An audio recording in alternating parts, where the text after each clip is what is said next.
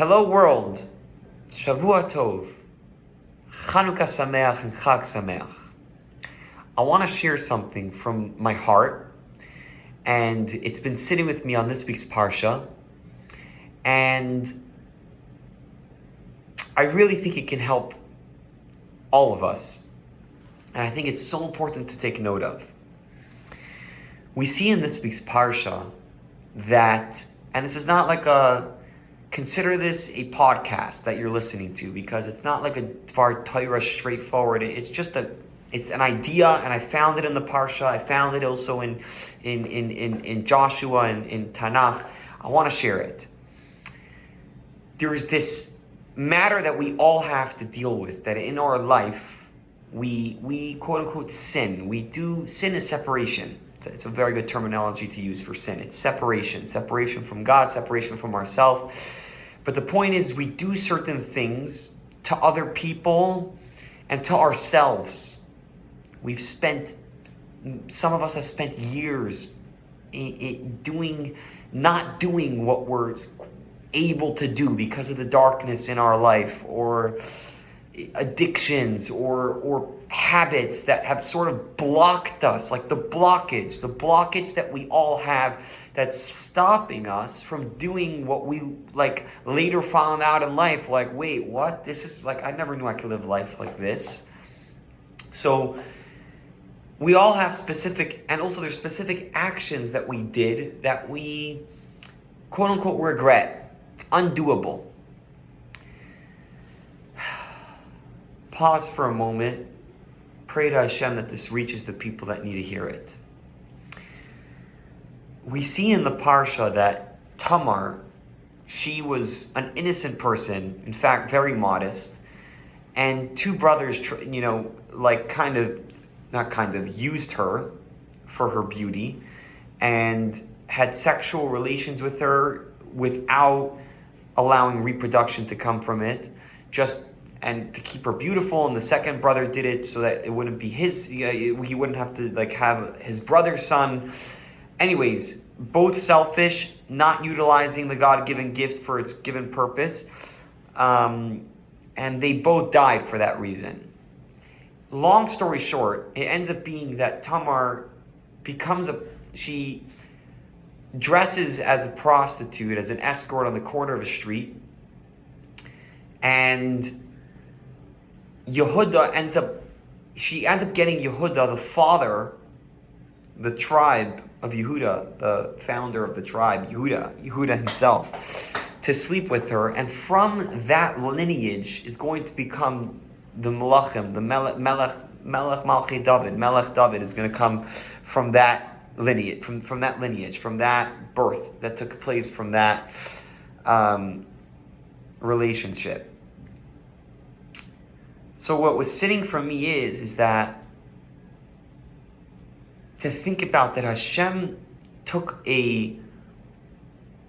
what you might consider an abomination, like prohibited sexual behavior, and utilized it and said, you know what? She was modest in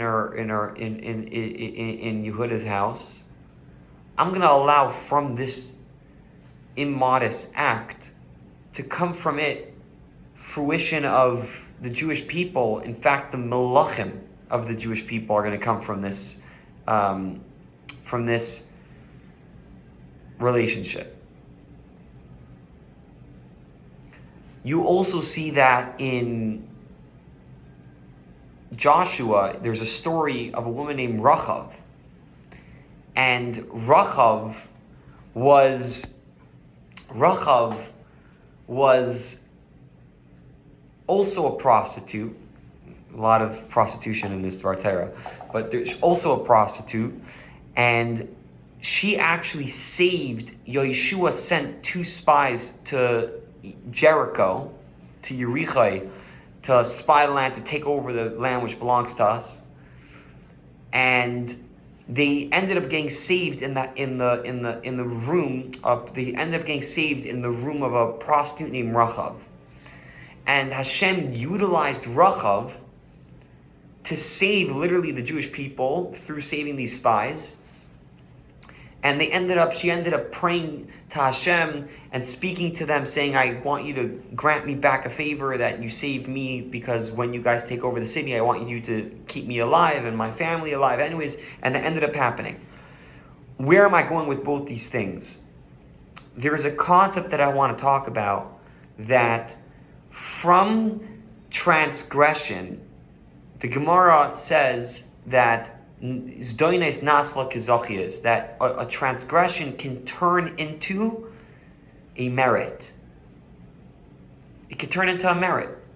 Kabbalah and Chassidus, the Alter Rebbe in Tanya explains that when someone does teshuvah, me'ava, from love, you can transmute that a zdoina, that a transgression turns into a merit.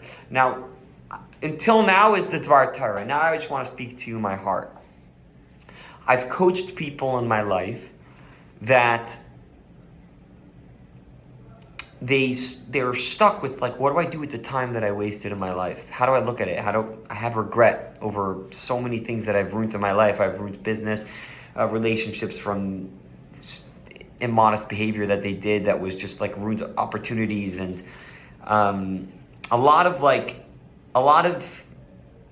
we make mistakes. We show up to places for the wrong reason. I met a guy who moved to a different country to follow some lustful relationship that he had with this woman that he was high over, and he ended up literally becoming a movie producer so he can seduce women. And that's how he chose his trade. He became a movie producer because of that. I met so many people that did things for the wrong reasons. We do things for the wrong reasons. And what I want to drive home is that Hashem understands the flawness of humankind, and He utilizes your quote-unquote sins and transgressions. He utilizes it to create His beautiful, holy story. And that happens through teshuvah. Like, for example, this person that was talking to me that he had so much regret over his time in his life that he missed opportunities. I told him, you could be of service now. Now that you experienced those few years like that, you can now be of service to people that are struggling in that area. Because you spent so much time in that experience, you can now help people that are entering that zone of about to do the wrong thing or go in the wrong area. You can say, hey, listen, I'm just telling you from my experience, I've done this and it didn't work, and you can help, and they'll listen to you because they feel that you actually experience and feel what they're going through. Where am I driving home from here is that Tamar, from that, Hashem understood what she was trying to do. Hashem understood that she had pure intentions. That she understood that she saw that from Tamar, from her intuition, she saw that from Yehuda was going to come this line, and she understood that she's meant to do it. And it didn't work with the sons. And Hashem didn't overlook.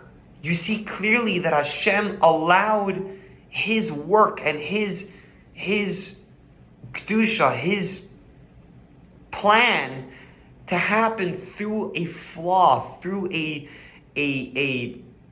mistake, quote unquote, or transgression, if you want to call it. Rahab, a prostitute. You would think Hashem's going to use her house to save the Jewish nation. She's doing the quote unquote, she's an abomination, God forbid you can say. She's doing things that are not allowed. But Hashem used her. I want to speak to you, the people that need to hear this message this week, that in our life, the blockages that we have are able to pour from it the uniqueness and the help that you can have to other people in this world. So, like the obstacle is the way that the time wasted in our life, or things that we did that we regret, if we allow it to, and we get out of the way, Hashem can use that to be literally your gold mine of your offering in this world. The people I know in my life, that I know, friends that I know that are right now icons, that are literally founding so much with Hashem for people, organizations. I'm thinking of someone in my mind that does so much work for other people in the healing. He's a healer. He's become an incredible healer. And I remember that when I was helping him in his times that he was struggling with different things, that energy and that wasted time created such a momentum and such a busting energy that it just gave fruit, like gave birth to what he needed to do in this world, and it couldn't happen without that, like those mistakes and that misbehavior that he was doing. So, to drive this home in our life, to make this extremely simple, if there's something in your week, if you have a struggle that like you feel is just getting in your way, see it as Tamar. See it as Tamar being with Yehuda. See it as Rachav. See it as, okay, possibly from this inappropriate behavior or this bad habit that I have, possibly God can utilize that to actually help people. One example is someone that struggled with anger, scream at a friend of mine that like, he's like, you're never going to get out of debt. And like, from that, my friend told me that like, he was like, wanting to show that person that he's wrong, that like, he got out of debt just because he just literally needs to show that person that he's wrong. There you see that an inappropriate anger, which is like, not a good thing to just scream at someone and tell them you're never going to get out of debt. But for somehow, like, that became the vessel for that person to get out of debt. So a lot of times we look at, I shouldn't have said that. Like this Shabbos at the table, I said a Dvar Torah at the table, and I'm like, you know what, that was just like a selfish Dvar Torah to say. Like, that was like a really stupid thing to say at the table. That's literally what I experienced after I shared the table. Little do I know, first of all, it could be it was just like... for myself or whatever, I wanted to share something for my own, whatever it might have been, but that could have been exactly what someone at the table needed to hear. And it can also be true that I did it for my reasons which weren't meant to be.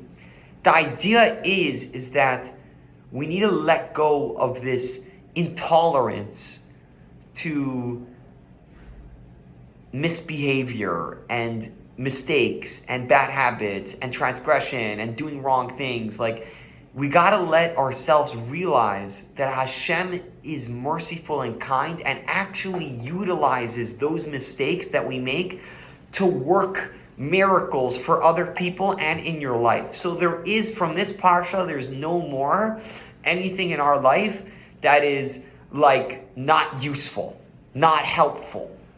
Anything you're doing could, if we allow it to, be a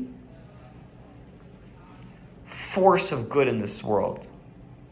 That like, from that, the actual thing that was driving you crazy for so long becomes the help for another person, becomes literally, Hashem uses that for another person. Hashem used the prostitute's house to save the Jewish people.